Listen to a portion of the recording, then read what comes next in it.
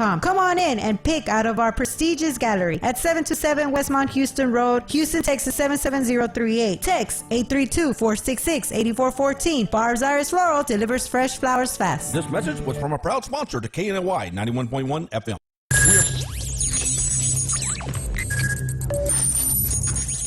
We are broadcasting live from the Woodlands, Texas to the world. You're listening to the only multimedia FM station in Houston, Texas. Your Fusion Radio. Top 40s, dance, Latin, country, pop, rock and roll. All in one station. Mixing genres and generations. You're listening to KNLY New Waverly, Texas. 91.1 FM, The Boss. The program presented are submitted by members of our community and are a proud sponsor of KNLY 91.1 FM. The views expressed do not necessarily reflect those of KNLY 91.1 FM and its affiliates.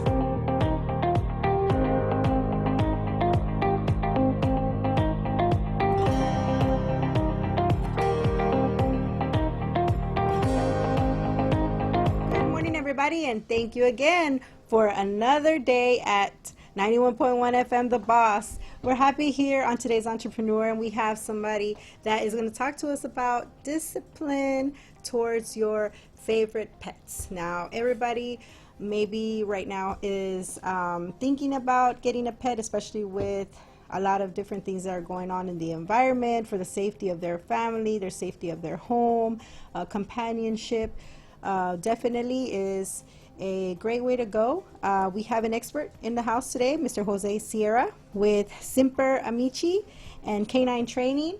Thank you so much for joining us today. My pleasure, my pleasure. And let's go ahead and talk about, did you get any pets for Christmas as a gift? I did not. I have my hands full with the 3 that I already have. I know, you told me a funny story about this morning and, you know, how you were trying to get up and going. You had actually, you did a class this morning. That's cool. Yeah, well, I did some training sessions with some dogs before I got out here. So get up pretty early to make sure that all the dogs are taken care of and that they get their you know, their morning walks, their food, their water, you know, and everything like that, and that they get ready for the day so that we can do some training and kind of take advantage of everything that the day brings. Yeah.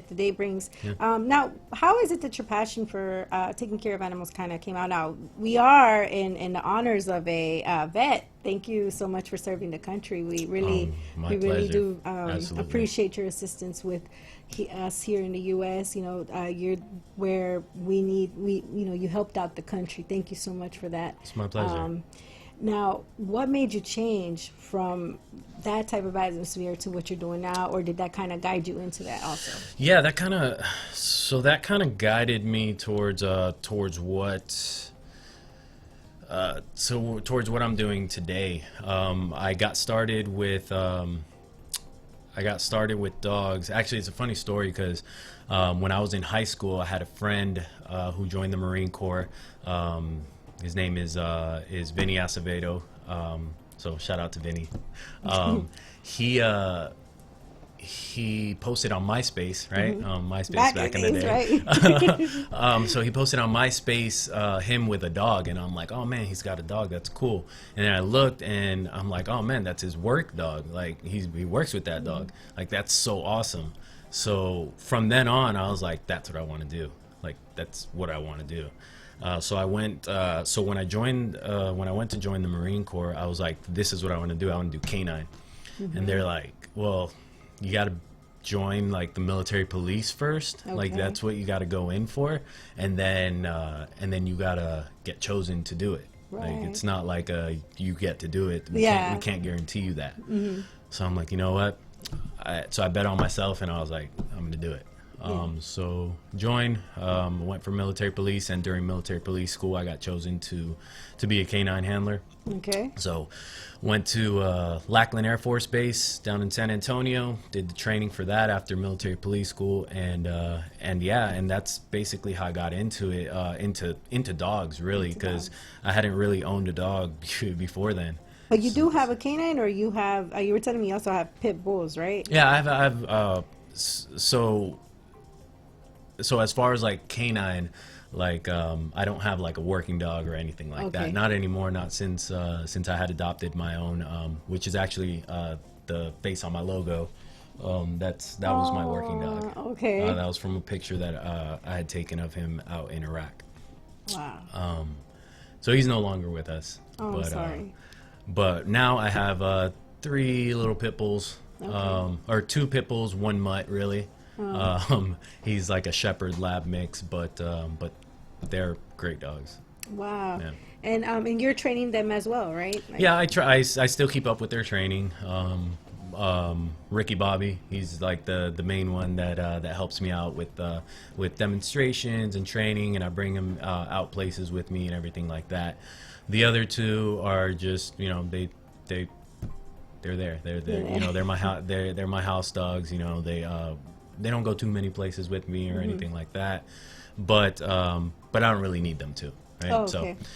So Ricky Bobby likes to go out and meet people, and Is he the one that used to go to the nursing homes? Yeah, so he was a therapy dog through the Go Team, which is a national therapy dog organization. They're awesome organization. So he was doing therapy work and everything like that. But since I started my own business, I haven't really had the time to keep up with any of that stuff. So this past year, his certification expired. Okay. Yeah. But you know, you could always maybe go back and get Yeah, it again, yeah, so absolutely. that's I've been not a in problem. talks with them to kind of get him back certified and everything like Well, that. that's awesome. And so right now, how many dogs do you have, like you said, with that program where they're actually with you? So right now I'm in transition between dogs, but I have 1 right now that's with me, and then next week I'll have another 2 that'll start, and then another 1 that'll start the week after that. Oh. So you know, it keeps me busy. I definitely love to do it. It's my passion. I love to just see a dog go from not knowing anything or just displaying some really obnoxious behaviors Right. to being well behaved and being able to go out in public and know what's expected of them. Because that's the main thing is that I work on is obedience and behavior. So it's basically using the obedience that we're building in order to start to show them better habits, better behaviors in and around the home, and really work up to more like if you really want to take your dog out places and things like that. Those are things that we can work on. But just having a well-behaved dog that does what you need them to do when you need them to do it. You need to know? do that. Yeah. Yeah, that's true. And also for the safety. I mean, you know, there's some people Exactly. that are just wrong. You know? Yeah. I mean, all dogs need training, right? Right, All yeah. dogs need training, and that's not to say, you know, all dogs need the same type of training or all dogs need to Right. do X, Y, or Z. No, it's basically what you need them to do. You And know, all the what- dogs, like you said, learn at different types of ways, and also times. Like you said, you also teach a class where a lot of people bring their own animals. In fact, you're gonna have one tomorrow. Yeah, so I started a group class tomorrow. So my group classes are basically they're once a week. My clients will come in with their dogs, and I'll coach them through on how to train their dogs. So they come in with, you know, there will be a class of anywhere from 6 to 8 people and their dogs, and we just work on obedience, right? Obedience and behavior. How to take this obedience and apply it to real life situations. Because obedience is not, you know, there's a common misconception that obedience is like, oh no, I don't need my dog to do that. I don't need my dog to do that. You know, it's tricks or whatever. It's not a trick. It's technically, right? It's a trick, but it's something that you can use for practical application in real life situations, right? A sit is good for having your dog wait for something, right? If I need to open the door, if I need to do this, if I need to do that. I don't need you twisting the leash all around my legs or around my body or anything like that. Not helping the situation when somebody's trying to come and attack you. Yeah. Or, well, if he's like pulling me down the street or anything like that, while I'm over here trying to lock my door, right? That's, you know, he can get away from me, you know. There's just too much back and forth, too much struggle, too much confrontation with that. When you could just teach your dog, hey, just sit here, hang out real quick while I do this, and then we can go. Right? Nice, easy communication. That's what you want to build with every dog is communication. We speak different languages. Right? A lot of, might not know that, but us and dogs, we speak different languages. So we have to bridge that gap of communication so that I understand what he's telling me, he understands what I'm telling him. What you want from him or expect from him. Exactly. So just conditioning the dogs for that, so that you make your life a little bit easier, right? Because you have a nice, well-controlled, well-behaved dog, and then you also make the dog's life easier because he knows what to expect. And if a dog that knows what to expect will display better behaviors, because dogs will do what they feel benefits them the most. There you go. And that's where you said you do the cookies or the pet the treats and petting and all that stuff. That's all a big part of it. You want to build reward history with your dog. One thing that a lot of clients will ask me is, well, when do we get away from the treats? I don't want to have to use treats all the time. It's like, okay, like I understand that, and it's valid, right? You don't you don't want to have to bribe your dog to do what you need him to do. Right? But you do need to let them understand that, hey, if you do these things, right, you're gonna get good things. Right? You're gonna be rewarded. You're gonna be petted. You're gonna the good things come after you do the task. Right? So do the work and you get the good stuff. So you want to build that right off the bat. You don't want to get away from the treats too much, because they need that history of oh yeah, and then little by little start weaning away from the treats, so they go, oh man, maybe next time, right? Oh, I didn't get one this time, I'm gonna get one next time, right? So you build anticipation for them, for the reward, instead of, well, you don't have anything in your hand, so I'm not gonna do that. Doing it. You get all stubborn. They're gonna go, okay, I didn't get one this time, but I may get one next time, so I'm gonna keep doing this. Right. Yeah. Okay. And now, how small or how young does a puppy or good have question. to get for training? Yeah, no, that's a good question. So like I was saying before, training isn't just sit down, stay, do this, do that, right? Training should start the moment that your dog gets into your home. The moment that you get a dog, training should start. Now that doesn't mean teach them, the whole gambit like right away. You need to teach them how to act in the home, right? So not letting them go, and be by themselves, where they can go and get into mischief. They can go pee over here behind this couch. They can go do this, right? You want to teach them to be with you for a little bit, so that if you're doing something, I can be there to watch it, to make sure that you're not developing bad behaviors, and you're only getting and the only behaviors you're developing are good ones. So I want to be there constantly to be able to say, hey, that's a good behavior, I'm going to reinforce that, or hey, that's not a good behavior, I need you to do this instead. Right? So being consistent, being firm but fair. Right? You always want to be fair with what you're asking the dog to do. If your dog doesn't know how to do it, you need to teach them how to do it. You can't just say words and think that the dog's going to do it. Right? You can't just say no and think that your dog knows what no means. No, it doesn't. Right? You're going to be like, oh, is that my name? That's true. Okay. So then, what is the best contact number for you? Best contact number for me, I forgot. No. We talked about this. No, I was kidding. So to contact my my office, or to like schedule consultation. Right? It's which you do go to them, right? You said I do. I do in-home consultations, and I also do consultations at my facility. So it just depends on what behaviors the client is saying that the dog is doing. It also like chewing the shoes and jumping on people as soon as they open the jumping door, on like people as soon as they open the door, right? If the dog is barking at people, if the dog is doing X, Y, or Z, it just depends. And What's the craziest thing you've heard a dog do?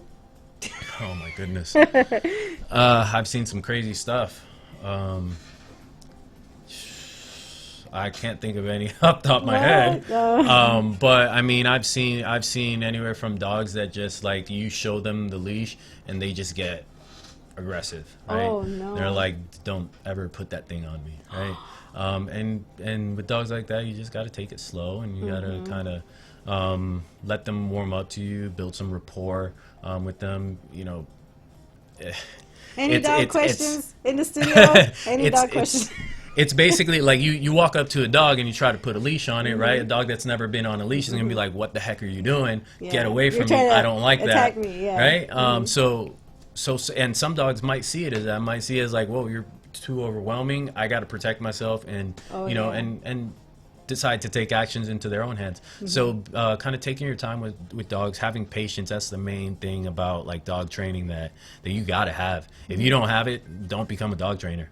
Oh, okay. Because patience is definitely key. How many people do you have working with you right now, or is it just you? Oh, it's just me. Okay. Yeah, I'm the only trainer right now. We're working towards. I have somebody that is looking to start training with me and wants to develop into a role with me. So I'm excited to kind of take on that, and then I have somebody that works with me taking consultations, taking intake and calling clients and stuff like that. And what is the address? The address is 20320 Cypresswood Drive, and that's in Humble.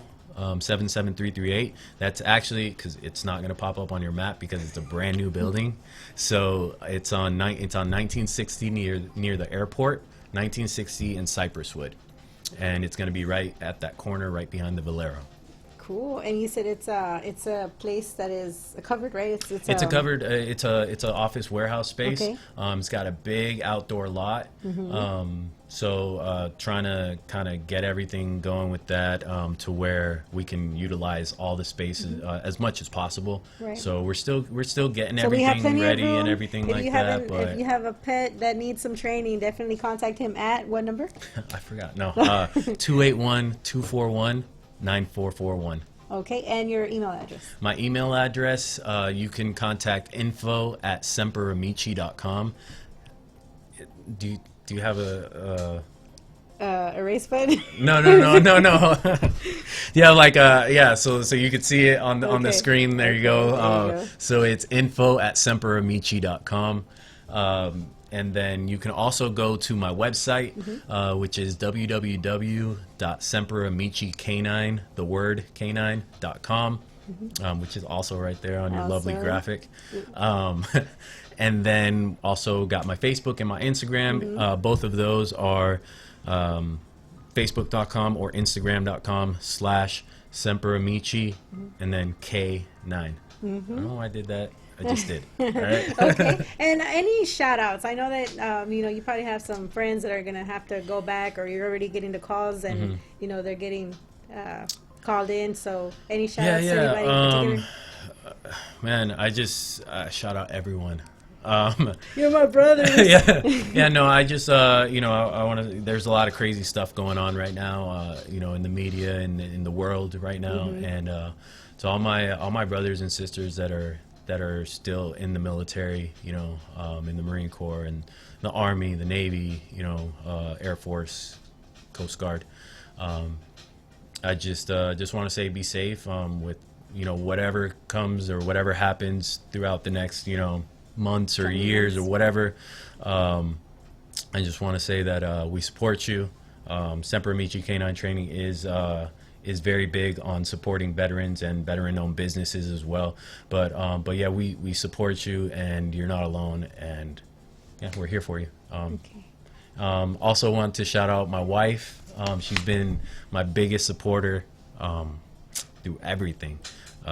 Strong wife, She has held me down through a lot, and she's been so supportive with the opening of the business, and just kind of helping me out anywhere that I need to, holding down the house and everything like that. She's been great. My business partner, Jonathan Guzman, he owns Pulse 24 Fitness out in Humble.